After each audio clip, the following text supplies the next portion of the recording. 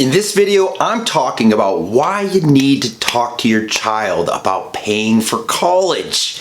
Hey everybody, it's Matthew Jackson here from 401k Maneuver, where we provide online professional account management for your 401k with the goal of supercharging its account performance. So stop leaving money on the table each and every year in the form of lost returns. Let us help you. If you're new here, be sure to hit the subscribe button, and the links to everything that I mentioned in this video you can find in the description box below.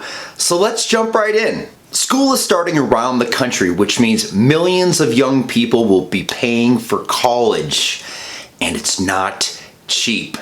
According to Fidelity's Investments 2021 College Savings and Student Debt Study, for the 2020-2021 academic year, the average cost of a private nonprofit four-year college was $54,880. The average cost per year for a public four-year in-state college was $26,820 in 2020-2021. Given the high cost of college, it's easy to see why kids expect, or at least hope, their parents will help when it comes to paying for college. Now, some people are going to help, and some people can't, or won't. The tides have changed when it comes to parents paying for college. Once upon a time, it was assumed that this was a parental responsibility. However, more and more parents are recognizing that while there is a financial aid available to pay for college, there is no financial aid available for retirement. And they are opting to prioritize their retirement instead of paying for college for their children. Now, if you have kids, it's wise to start thinking about paying for college or not sooner rather than later. And you need to fill them in on your decision pronto, especially if your kid is applying to college soon.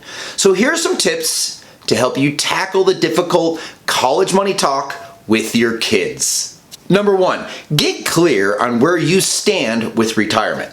Many parents feel guilty putting their finances towards their retirement instead of their kids' college expenses. And you shouldn't feel that way. Think of it this way. Just as flight attendants tell you to put on your oxygen mask before helping others, you need to take care of yourself financially first, or you may not be able to help your kids. And if you can't take care of yourself in your retirement years, that burden will fall on your children's shoulders squarely. So isn't that worse for them than student debt? As you consider paying for college, evaluate your retirement needs. And be sure to check the description box below for a complimentary copy of Should I Prioritize Retirement Savings Over Kids' College Tuition? Go ahead and check it out and read it. Kiplinger reports pensions are gone, Social Security's trust funds are shrinking, which puts benefits payouts in danger. And only about half of employers today even offer something like a 401k. You're on the hook for funding your retirement, and at the same time, your costs in retirement are likely to be higher than they've ever been. Couples in their 60s should expect to spend over $250,000 in healthcare costs alone over the course of their retirements. Now, before you even start to think about paying for college, take a good hard look at where you stand with your retirement.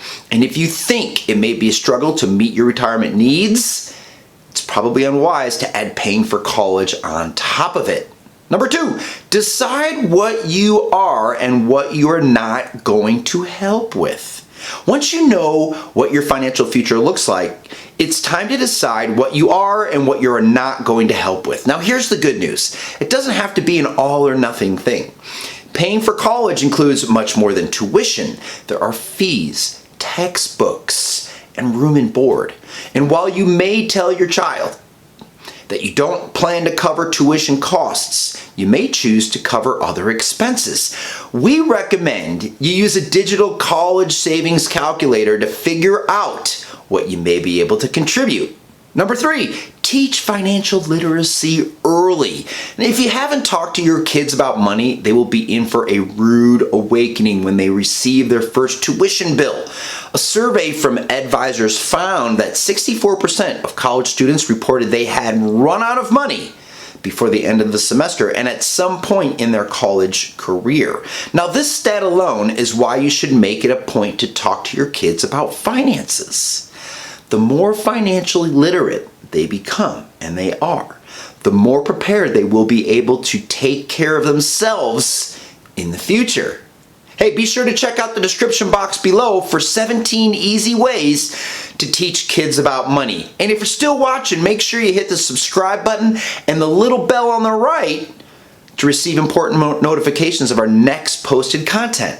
Next, be honest about your experience. In the financial talks you have with your kids, it's important to be honest about your experience. We understand that there are some things you just want to keep private from your kids, but in this case, your experience with paying for college may be helpful. For example, talk to your kids about the choices you made and any regrets you have, such as attending an expensive private college or racking up too much debt. Some more important content for you to read. Check out the description box below for 10 financial lessons for young adults before they leave the nest. Next, have a straightforward conversation with your kids. You've looked through your retirement savings and used a college cost calculator, so you know what you can and what you cannot cover. Now it's time to share that information with your children. So treat the conversation like it's a big deal, because it really is. Since you are discussing something as important as paying for college, you need to be honest and you need to be straightforward. You don't want to leave any room for misinterpretation or give your child any false hopes. Next, provide clear reasons why. Parents get asked why all the time by their kids, and no, you don't always have to explain to your child why. However, when it comes to paying for college tuition, it's wise to tell your kids your reasons why. Whether it's because you want your kids to gain financial independence or you simply don't have the money for your retirement and their college tuition together, kids are more likely to accept it if they understand the facts. Next, work the numbers with your kids. One way to help your kids learn financial literacy and apply it toward paying for college is to work the numbers with them. Break down the total costs of college for 1 year, then multiply it by 4. But don't stop there. Continue to run the numbers, such as figuring out interest on student loans, to calculate how much they may potentially owe after they graduate. Now, for many young adults, this will be the first time they will be paying a bill of this size. So you need to give them some perspective, such as providing examples of how much utilities cost and how much car payments are. It's also smart to give your child the ability to compare the costs of different colleges, such as an out-of-state private and public, to get a better grasp on the total college costs. Next, help them find ways to pay for college.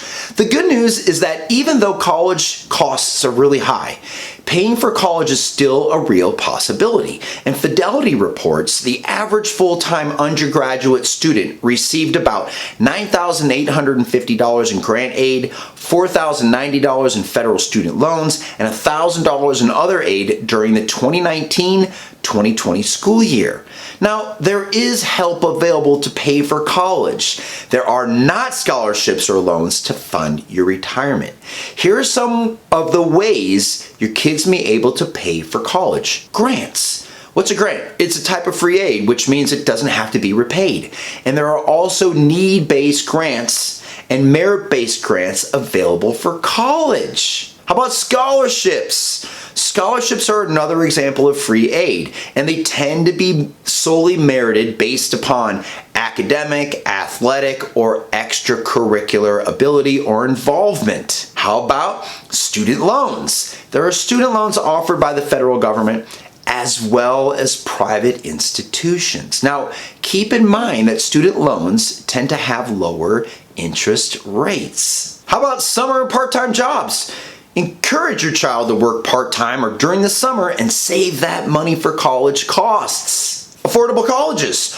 Run the numbers and point your child toward colleges that are more affordable overall. If after watching this you feel like your 401k should be working harder for you and you have questions, book a complimentary 15-minute 401k strategy session with one of our advisors today.